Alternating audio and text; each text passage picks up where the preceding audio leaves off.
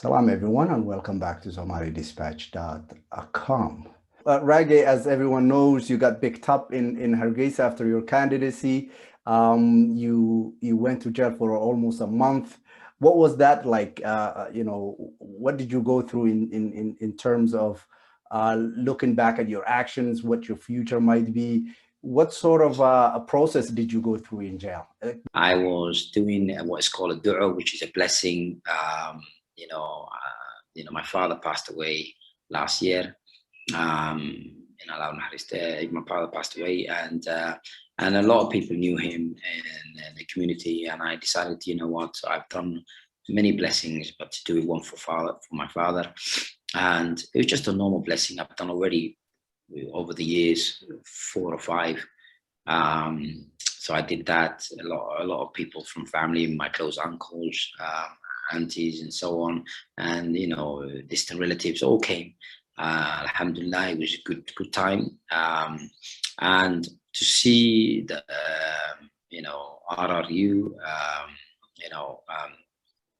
forces, which the rapid police forces, to be at my event, it was very unusual, and they were in there in force, and I was, it was bigger to believe. You're thinking, well, what's this for? And then when he's saying to me the fact that obviously they want me, I'm looking around thinking the fact that is this a reality? Am I really? Is this a dream?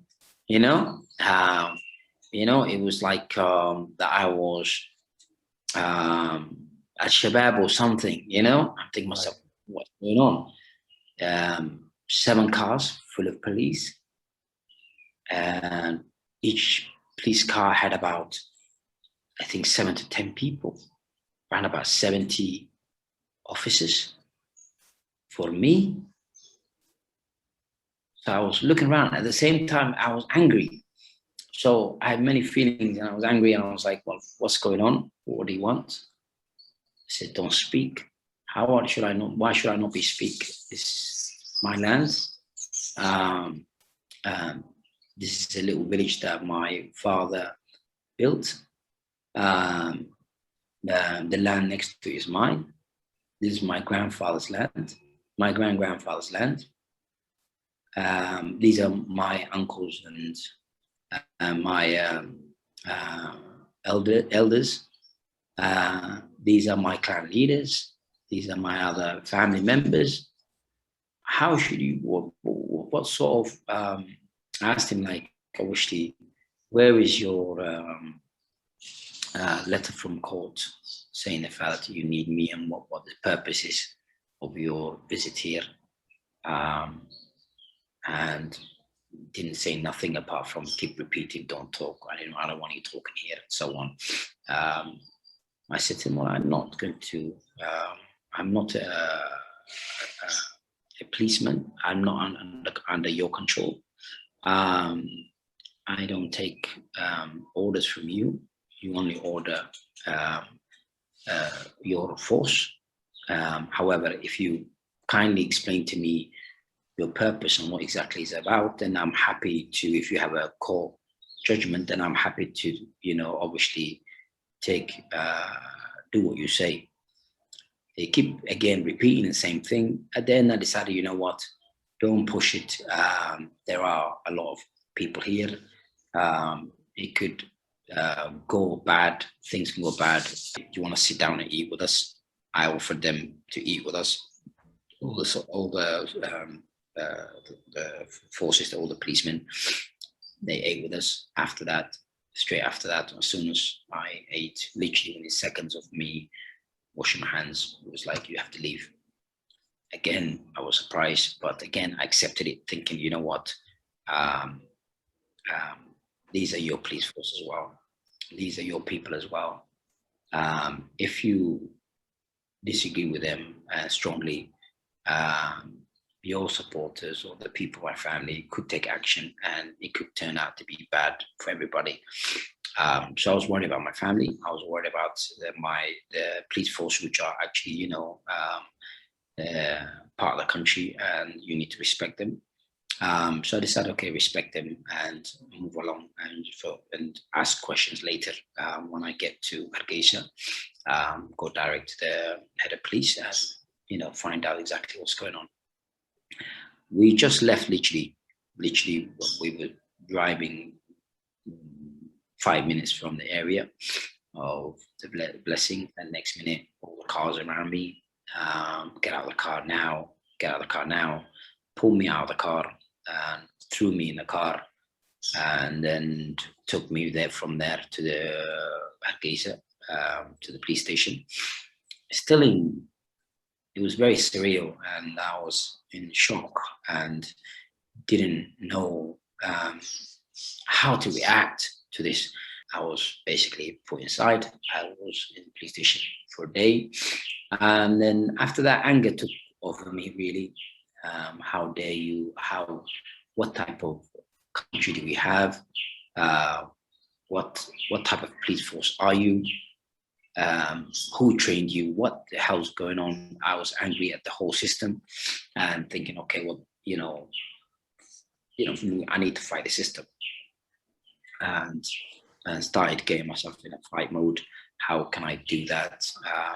It meant it was before I could, write down some notes, and I was taken in front of court. And then I was there for 2 days. The day after that, I was taken to court, literally for about, I was there for 1 minute and wasn't asking any questions. The judge spoke to a clerk and someone I believe was representative of CID.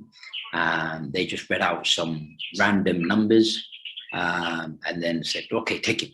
And straight away, before I could answer anything, ask any questions, I was taking a car, and in crazy speed, we headed to somewhere I didn't know at that time. Literally, when I say crazy speed, like literally I hurt my back from the bumps along the way. I was thinking, well, you already have the person in custody. It's in your car. It's in a secured vehicle. Do you need to, go that speed? 120 miles an hour, 140 miles an hour. Oh my God, I don't know, but it was just literally rapid. Ended up being in a place called Mandera, which was obviously first to me. First I heard it. I heard it before, but obviously first time I've seen it. I turned up there. I was thrown into the main jail to start off with. I was there for about 7 days, amongst, thieves, amongst killers, amongst, many people who are many types of people. And it's still, I'm toughing it out, thinking, you know what, there's nothing, South Africa. At the same time, I'm really angry and thinking to myself, okay, this is, how is this possible? How is this possible in a country where we have a democracy? How is it possible in a country where we have laws? How is this possible? What do they have of me? What have I done exactly? And I'm asking myself questions in the fact that maybe I'm wrong, and maybe I've done something, and I should look back into exactly what I've done. Maybe I've crossed the line somewhere. Where did I cross the line? I couldn't think of anything. So anyway, I was there for 26 days. Probably could write a book about the people I've met and the strange things I've seen. Perhaps we can discuss that in another conversation. I'll write another time. But throughout that period that I was in prison, I went through from shock to anger to being at peace and realizing the fact that, wherever this is a political game. But, alhamdulillah, I'm okay. Everything's turned out to be so far so good. Obviously, it's not as I expect it to be, because obviously now I'm not running for election, and I'm upset and angry about the situation. But there's nothing I could do. Another political, stable in Somaliland and in all Somali regions in Horn of Africa is the lack of women involvement and minority groups involvement. There seems to be a lot of obstacles to that. What are your thoughts on that? And how could the country move forward and actually have more participation from those communities? Minorities as well as women are very crucial in a successful country, and then for them to be in political roles. For example, 65-70% of population in Somaliland is women, and we are making all those decisions. Men are making those decisions, and that's wrong. And they need to take an active role in it, and also we need to encourage them. And that's one of the things I said to you before. We need to decide as a country whether we want a democracy really or a clan-based business. If we truly go for democracy, I think a lot of women will come out as candidates. Where are the clans involved and in choosing the process? That's then they'll always choose a male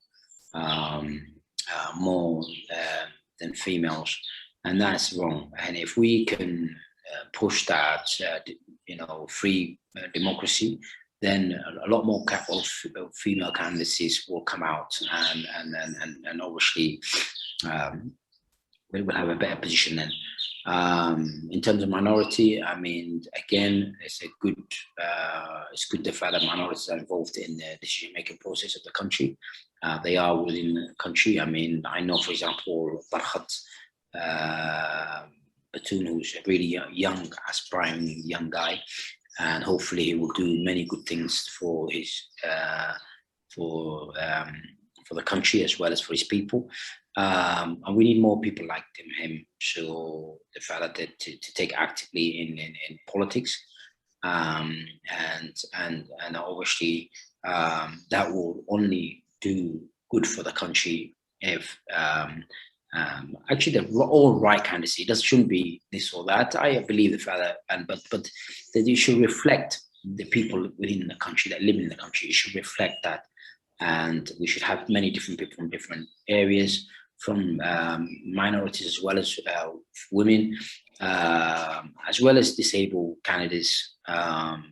Would be good to have because they bring a different prospects, different vision, and I think the fact that moving forward in the country, we need to keep pushing that. The government needs to push that forward over the years to come, and I think we will be successful, inshallah.